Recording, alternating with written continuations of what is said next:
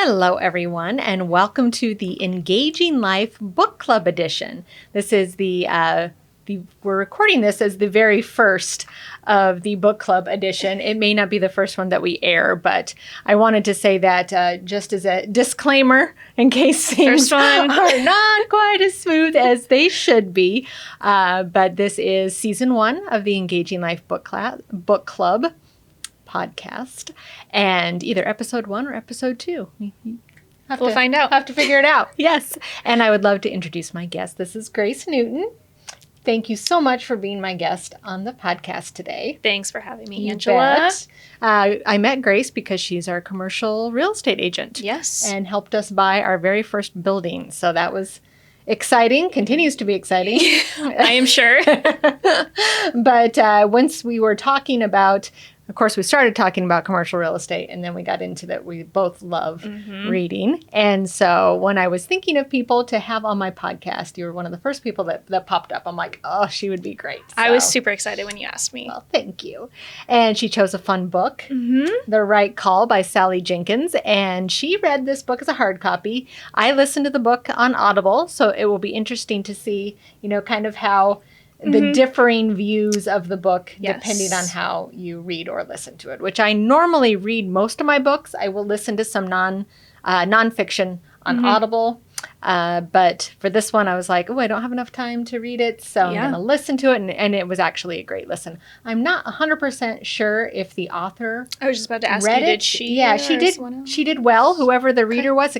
She was slightly clunky, which makes me think it was the author. Maybe. Because usually, they're not as smooth Yeah. as if they get somebody. But I thought she did a good job once you got used to her voice. But before we get into the actual book, I would like to ask you some questions, because this podcast is not just about one book and what we thought of it. It's also about how books connect you with others and how they help you engage. Yeah. Because throughout my life, I know that they have helped me, develop deeper relationships with other people. And I think it's just so easy to think that reading a book is a solitary way to get away from people. And it can be. Yep. It certainly can be. Totally. But I also think it can be a bridge. Yes. And a way, something to talk about, something to relate to each other about. So that's really what I want this podcast to be about, as well as to review a book, because that's fun too. Yes. And an excuse to read more. Absolutely. Which I'll always take. So tell me, how long have you been a reader? So I definitely, growing up, always loved reading. Always super into it. Of course, loved reading the occasional book on vacation or whatnot. But it seems like maybe for the past 4 years, I got more serious about reading and just enjoying that as a hobby and being into, the new releases or the classics. So I guess a little bit of both. Was there anything that happened during your life at that time that sparked that? I think, thinking back, it was probably COVID, where we were all home a little bit more, not as many things going on, and I just kind of dove into some books that had been sitting on my shelf for a while. That's wonderful. And that's interesting that it's a recent, thing that you do, because almost everybody I know who are readers, they've been readers their whole life. And so I think that's really interesting that it's just recent. Yeah. Oh, yeah. There's definitely been chunks of my life where no books per year. Life happens, huh? Yes. Yep. Yeah. Well, wonderful. How about some of your favorite books in these past 4 years? Yeah. I would say one book that always sticks with me is The Nightingale by Kristin Hannah. Yep. And I just love that book. It just captured me, and I always think back to it. It was sad. Yeah, it was sad. sad. It was a sad book. I remember I read that book during the summers.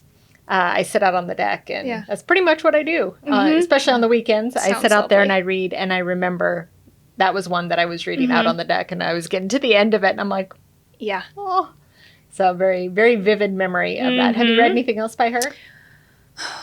I don't think that I have, although she's got a new one coming out this year that is supposed to be very good.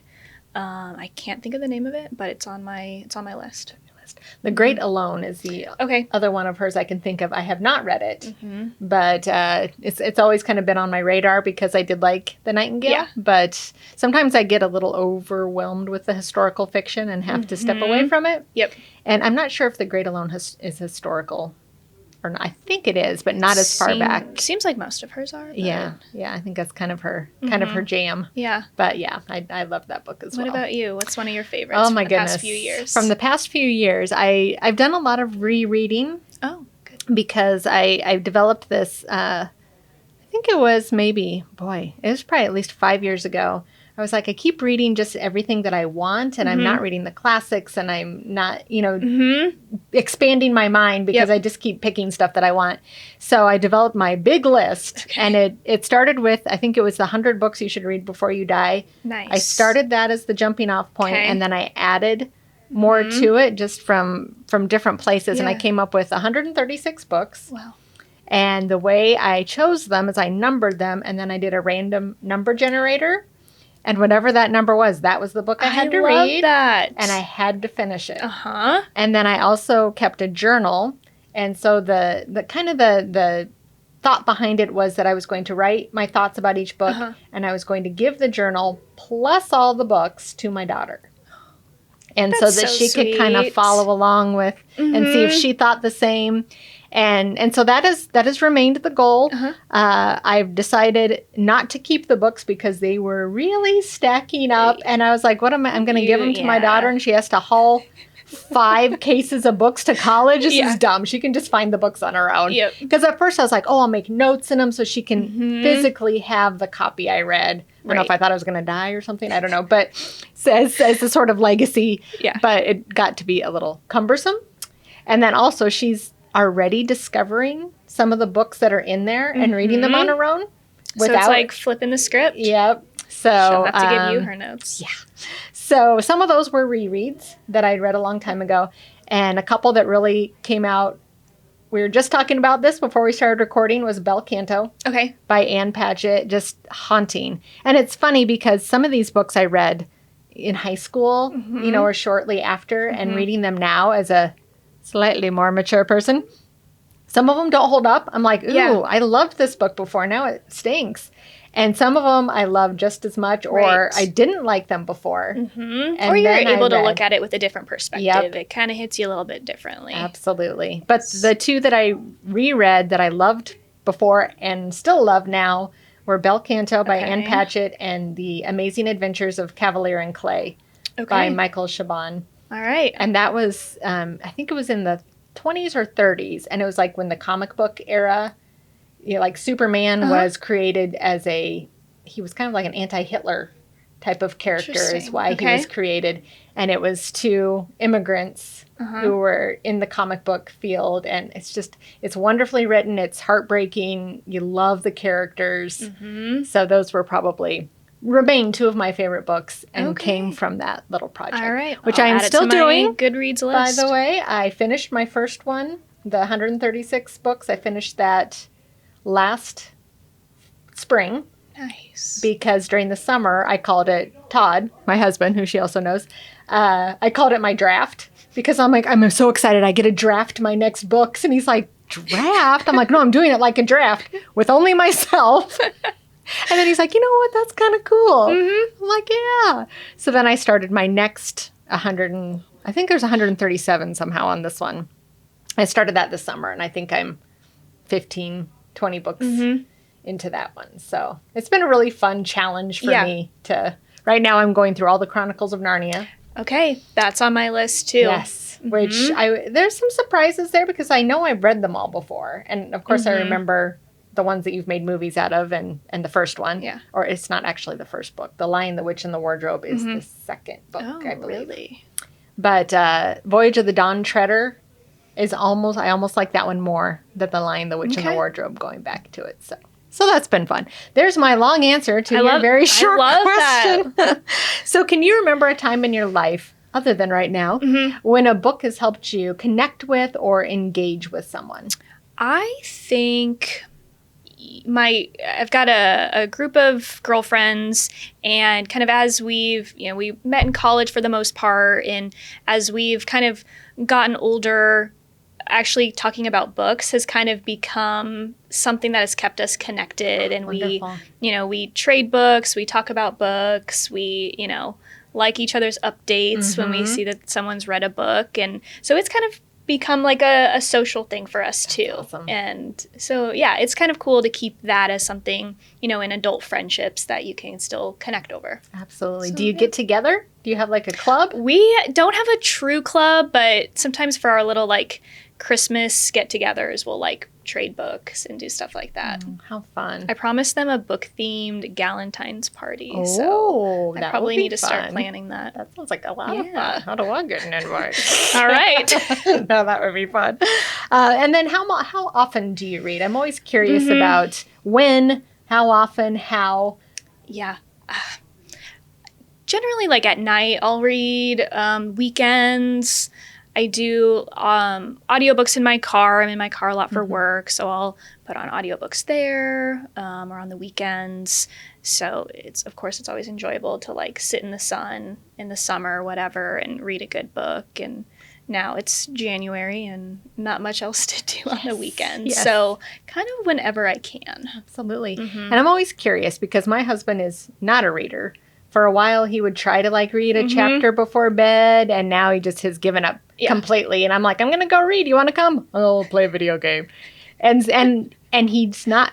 Every once in a while, I'll get a book that has some things in it that I can talk to him about. Yeah. But if it's fiction, he's just like, nope, not my jam. Yep. And which is fine. I have plenty of other people I can talk to books about, but I'm always curious about significant others. I think our husbands are alike. Okay. Yep. No, not a huge interest in reading, but I've told him like 10 times that he has to read this book because it's so good. You'd love it.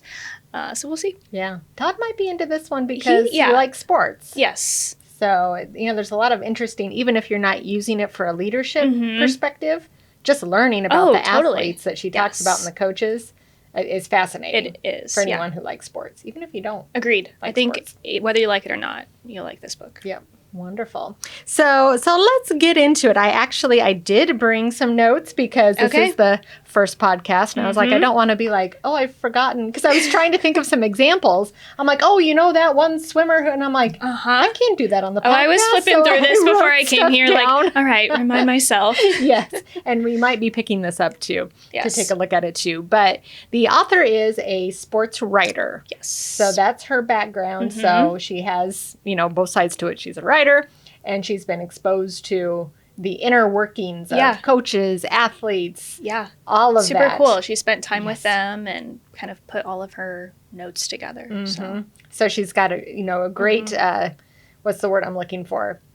Reliability. I mean, she's got the expertise there. It's not just someone who's observing. She's been around these people and has insight and is also a writer. So did you feel that her writing style, because it's hard for me to gauge writing style when I'm listening to a book. So did you feel like her writing style, because sports writing is much different than book writing. Yeah. Or at least novel writing. Sure. It's short, it's to the point. They're aiming not at readers. A lot of, think of people who read the sports section. Did you feel like her reading style was more sports reporting or more book writing? I think she did a pretty good job of maybe blending the two of them, where, throughout this book, she'll talk about an athlete and kind of give a little bit like a story about them or about a coach. And she had this way to like put this story in front of you that really like captured you and you wanted to know what was going to happen next. But she did so in a way that was, she didn't add a bunch of excess language. Right. But she also made it a story. Yes. So I felt like there was a good blend. The thing that I thought was very reporter-like was it was very objective.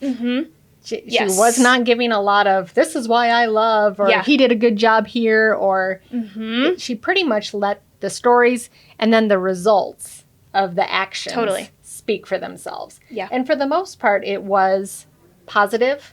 I think I can recall just a couple that she was like, here's what somebody did wrong. Yeah. The only one I can think of is Urban Meyer. Oh, that's not the one I was thinking of, but you're right. I was finishing it the other night and I was like, oh, she's, the one who, he's a football coach who's got like a woman's first name for a last name. I can't remember. Oh my gosh, he's still coaching too. He was a head coach briefly, and now it's like, Oh my goodness. See, here's where I'm going. But he has like his last name's like Elizabeth, or it's not Elizabeth, but it's something that I'll probably think of it as we go on. But I think those might be the only two that she was like, here's what's not, what not to do. Yes, it wasn't super negative. And she had a lot of direct quotes too from the coaches, the athletes, which was kind of neat. And I do have a couple quotes here, so I think it might be fun to kind of kick off the talking of this book with one of the quotes. So she says, my favorite line of famous UCLA basketball coach John Wooden, and he gets brought up a lot in leadership type of books, is his definition of success. Peace of mind that comes with the self-satisfaction that you know that you did the best that you are capable of. Nothing about winning, but did you do the best you are capable of? And I loved that because it's something that I try to work on just as a personal thing, is focus on the actions, not the results, because you can always control the actions. You can never control the results. Right. You know, you could have done everything by the book and things went wrong, or you could have just murdered it and somehow it went right. Yeah. So I love that. I think that was towards maybe the beginning of the book, and then towards the end of the book, I forget who she was quoting or talking about, but she said success is being willing to take the shot. And that really stuck with me too, of like, absolutely, like being willing to take the shot. Yep. And to capitalize on that, this is another thing that went with this, is most people think that dealing with pressure is about actually rising to an extraordinary level, when in fact, the people who really succeed in things, what they're good at is being themselves in the moment. They're doing what is so well practiced and grooved in them. Their performance is not deteriorating under pressure like other people's performances. Yeah. And so it's the willingness to do it, and then the fact that you've practiced it so much that it's nothing. Yeah. It's the exact same thing you've been doing 300 times a day for 3 years. And it's really that. It's not the talent. No, I think she related that back to Michael Phelps spending a lot of the time. He was just out doing what he's done hundreds of times before. Yep. And also with that, it kind of, one thing that shifted my perspective a little bit about athletes with this book is she really presented it as, you know, these athletes, they're not born as some like superhuman people that you can say, oh, okay, well, they were born this way and that's why. It really showed like, no, this is just the hard work that they put in and their desire and drive to do it. And it kind of takes that like mask off a little bit, and you see them as just humans that have an incredible desire to accomplish something amazing. Absolutely. And I think almost everyone she talked about were like kind of underdogs. Yes. They didn't have, Peyton Manning, Tom Brady, they didn't have the right body shape and style. Yeah. They weren't good when they were younger. I had no idea that story about Tom Brady. I didn't either. I thought he was kind of a golden child. I did too. And he wasn't. He sucked. Who knew? Yeah.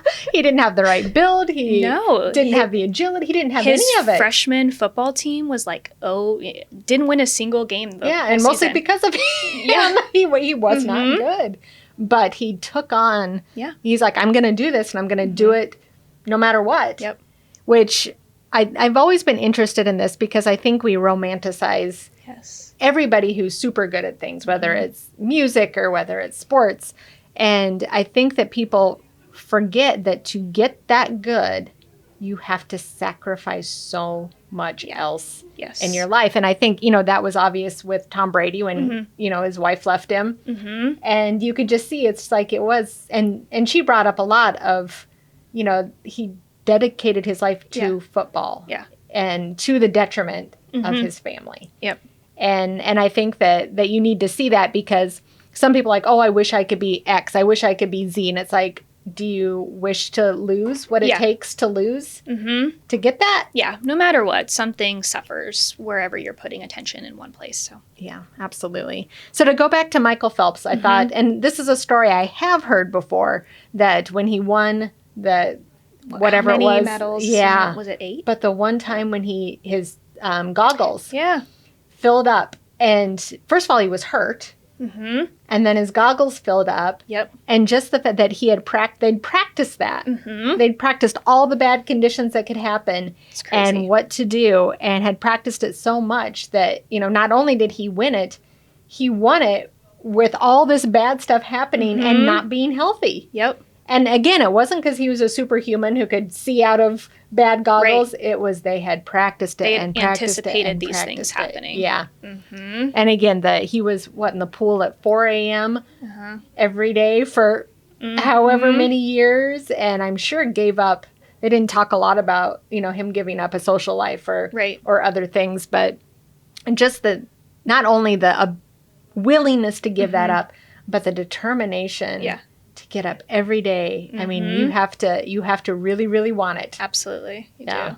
I thought that was really interesting. And then she talked about, Tom Brady was another one, that his discipline was just out of this world. And that he was also willing to say, I'm going to do this. I'm going to succeed, but I'm going to do it on my terms. And so he was starting to get kind of unhealthy. Yep. And instead of going to the main doctors who would have shot him up with drugs, given him pills, he went to like an alternative medicine person who said, clean up your diet. I think everybody's heard that, Tom Brady doesn't eat carbs. Right. And, he was on the Subway commercial and I don't eat bread. But he dedicated himself to all this alternative stuff to keep himself supple and to avoid injury and to become that great. But nobody else was doing it. And that him doing that actually kind of transformed the way many football athletes started conditioning- doing that as well. Yeah. So I thought that was interesting too. And that would be so hard to do. Especially, it's hard for me to make a change in my 10-person company. Can you imagine changing the NFL? Yeah. The type of strength of mind you would have to have not for that. only the entire team, but that all the other teams do. Yeah. That it's a different way to do something. Yeah.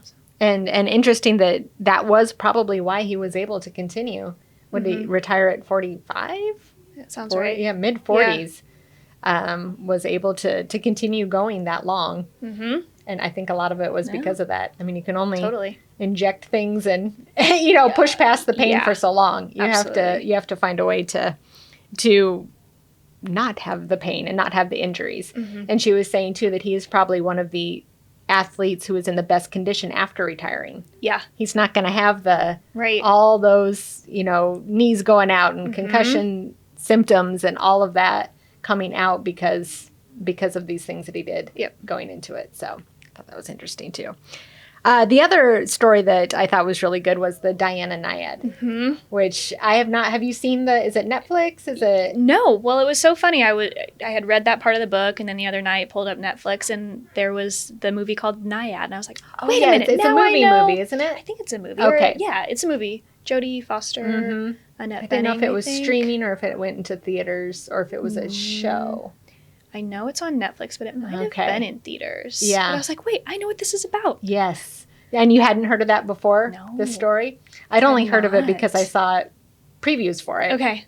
And so then when she talked about it, for those who don't know, Diana Nyad was what do they call it, an open water swimmer? Yeah. So she was a competitive open water swimmer in her younger years, but then continued to stay in shape. Yep. And she wanted to get this record. She wanted to break the record of swimming from Havana to Key West and just continuously. Yeah.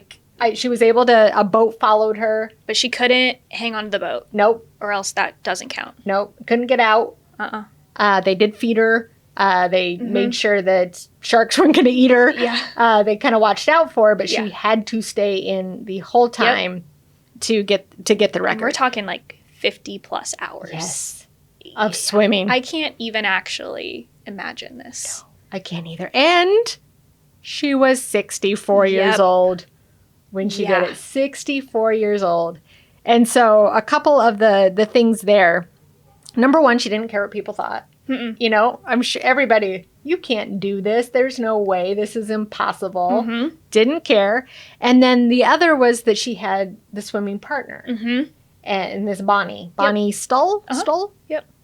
And that I think this person was kind of the game changer. I don't think she would have made it without this person. And she was her champion, but she also knew when to push her. And she also knew when to tell her to quit. Yes.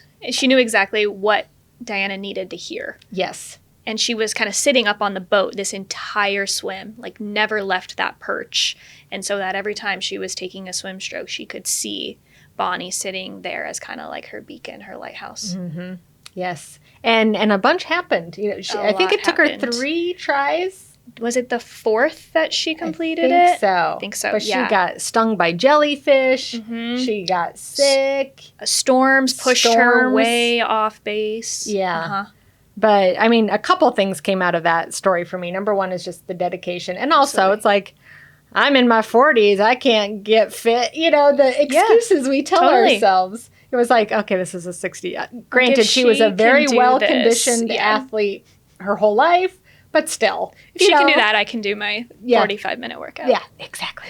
And then also no one's an island. Nobody does this stuff alone. Mm-hmm. I don't think any of Jenkins' examples were like, it was just one person who had what it took and did it.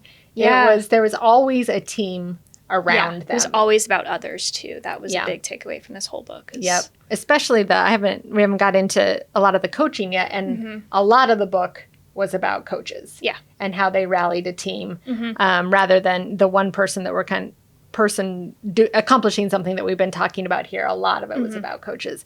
But that was a big takeaway, too. It's like, if you think you're going to do it on your own, you're not. No. And then also, usually it's the one person that gets all the glory when, it's the team around them that really made it happen.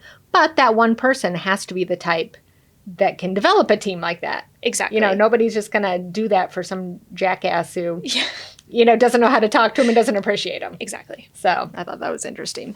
So some of the other qualities she talked about: conditioning, practice, discipline. I really like the candor. Mm-hmm. And that was more in the coaching side of it, is the coaches that went in and told the truth. Yeah. And were kind of, telling their own stories and being like, I'm not going to hold anything back. Those were the ones that really had a lot of success. The teams really appreciated. They were able to get buy-in as well. Yep. Mm-hmm. And I almost had that coach's name again, and I lost it. We're going to start. I think it's Andy something. Andy Reid? No. He was a good example.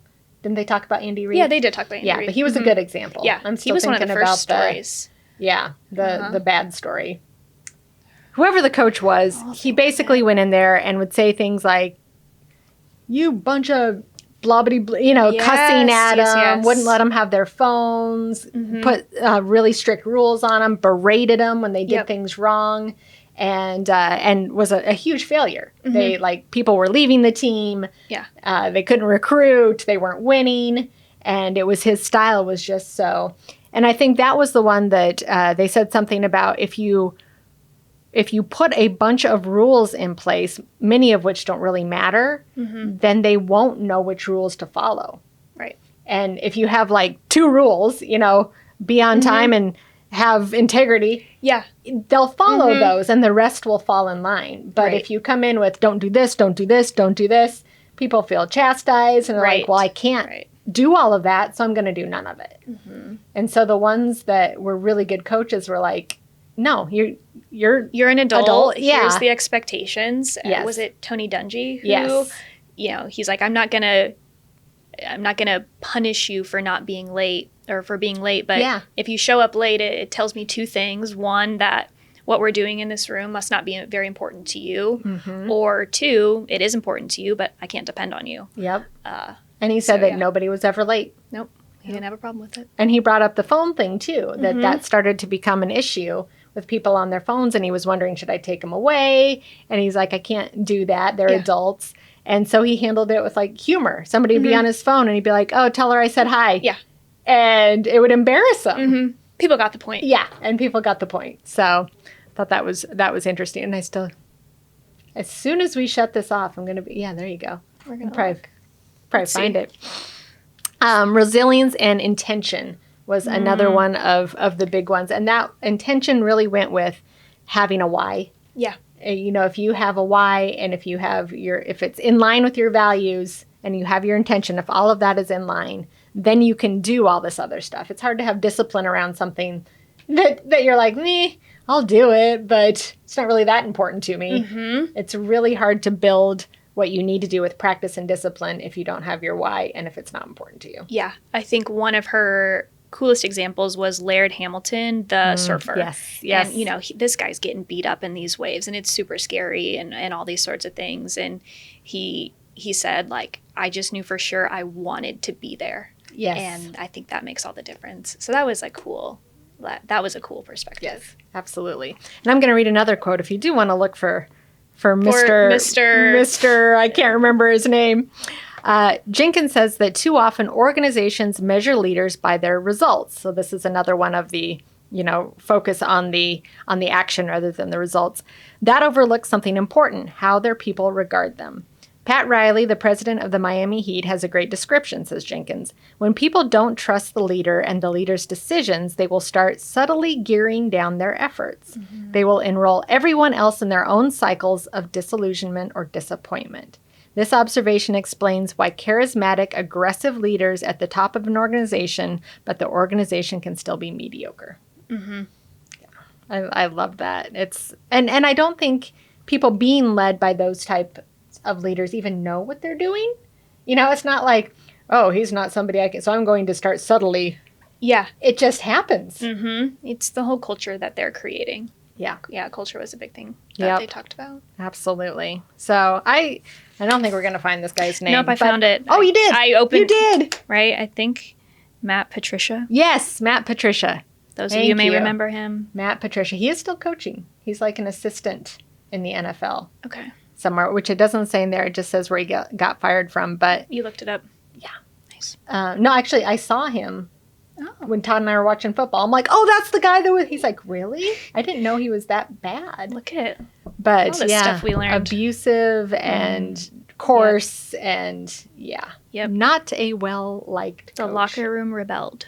Yep. That's what it says. Yeah, and he was a yeller on the sidelines, and I think they compared him against Tony Dungy, who they thought Tony Dungy would not be able to succeed, right? Because he was so mild-mannered and quiet, and they're just like, this is not the norm. This isn't what works. Yeah, and instead of him changing, he's just like, no, it's going to work. Right. He showed how it can work. Yeah, yeah. And changed the landscape of coaching. I mean, you still have your yellers, but... Yeah, which I think is a cool takeaway, too, into our, our world here of, like, not every leader does have to look the same. And there are different leadership styles. And if you're implementing all these other things that the book talks about, the culture and the candor and the, conditioning and discipline into your team, that you don't have to be, the loudest person in the room or whatever. Right, absolutely. So after reading this book, what are some of your biggest takeaways that I think this definitely is a book that you can use for your personal life? You can use it as a leader. You can use it as a manager, as a team member, pretty much anywhere. What are some of the biggest takeaways you think you will bring forward? One thing that it kind of reinforced was something I'm also trying to focus on more in my life is, this aspect of, do I care about being 1 or 2% better? Like, am I willing to put in the effort to see even incremental improvements? Yes. Rather than feeling like you have to change all of these things, but, are you willing to put in the work to be just 1 or 2%, better at whatever it is? Yes. And they said, well, Peyton Manning and Tom Brady are. So I think that was a little something that stuck with me, and it really requires intentionality and being very present too. And so those are things I'm, taking into both my personal and professional life. That was a key takeaway for me. Oh gosh, there were just so many here. Know. It was kind of overwhelming. Yeah, I have a lot of highlights in this book that I'll go back to, but let's see. Let me flip through a couple of them. What was one of yours? Well, I love that you said that because it's something I've just started bullet journaling. I don't know if you know what that is, but I've always been a journaler, but I would just write big, long, rambling, and I'd never go back and look at it. Yeah. It was just to get it out of my brain. And bullet journaling is a little bit different, but I actually have something that I cut out and put in there, and it's exactly what you said. It's the incremental getting tiny bits better all the time. And if you dedicate yourself to that, it's going to add up over time. And it's not as hard. It's like instead of saying, I'm going to get up today and work out an hour, and then I'm going to work out 2 hours the next week. I'm going to start with 5 minutes. And then next week I'll go up to 6 minutes. Or, just pushing a tiny little bit. And you don't even notice you're doing it. But the results over time are huge. Absolutely. Yeah. So that was a big takeaway too. It reinforced kind of something I was already thinking. They played together. Yes. But I love that concept. Yeah. Also, another interesting takeaway for me was, of course, there was a whole chapter on failures. And it says here, what matters is to sort through events truthfully with accountability from yourself and others to discern what was an avoidable mistake as opposed to a reasonable failure. Then you can live with the result and move on. Yes. And it was it flipped the script for me to think about, like, we're all going to make mistakes and failures in whatever we're doing. And that it truly is a form of self-control to be able to look at that, learn from it, and then move on. That the moving on is actually self-control. Yes. Yes. I love that because so many people get haunted by their mistakes and let them erode their self-esteem, erode their confidence, and they get worse because of them. But somebody who can get better because of their mistakes, that is a huge game changer. Absolutely. It's something that Todd and I do when we get in a fight. Instead of just letting it go, we try to talk it through. After all the heated stuff is done, what happened? Why did it happen? And what can we do in the future to avoid it? Yep. Yeah. And that's been huge. It's lots of ahas. And sometimes you can't do that. Sometimes just like, okay, just let that one go. We're both in a bad mood, whatever. Totally. But the things that continue to recur, then it's like, okay, something's happening here that we need to circumvent. Right. Or it's just going to keep on going. And I think that's anything in life. If you're a leader, if you're on a team, if something continues to happen, if somebody doesn't interrupt the cycle, there's no way it can't keep happening. And taking the perspective of, okay, it's us versus the problem. Yes. I think is a really helpful approach. I love that. Versus, you're on the same side.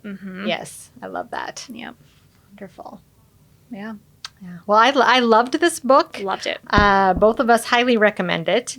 I do think that it's a good listen because I listened to it. You obviously thought it was good to read physically as well. So we would love to hear if any of you have read the book. You can get involved in the conversation. We do have the Engaging Life Book Club Facebook group, which we would love to have people not only read the books that we talk about here, but also read the other books on the list. I have a list of books that you can choose from. So we can all have, it's a very, very long list. And then we're also doing something fun. I'm releasing the books into the wild that I read. And there's a little thing in the front saying that you're now a part of the book club. Come join the group and talk about it. So if you're in the Omaha area, you might find one of these books. If this really kicks off, we might do some clues to help and people. You put your first book into the wild recently, right? There's been two. Has anyone found it? If they have not joined the online group yet. So I'm still hoping. Where are you at? It might take some time, but we have that going on. You can also share, follow the podcast. You can also get involved in the Engaging Life Facebook page because we will be posting updates on there as well. So you can see who's going to be on the podcast, where you can listen to it, and what book we'll be talking about in case you want to get involved in the conversation. So Thank you, Grace, for being Angela. my very first guest. It has been wonderful. It has. Yes. And I appreciate everyone listening or watching to the Engaging Life and the Engaging Life Book Club edition. And I look forward to talking to you next time.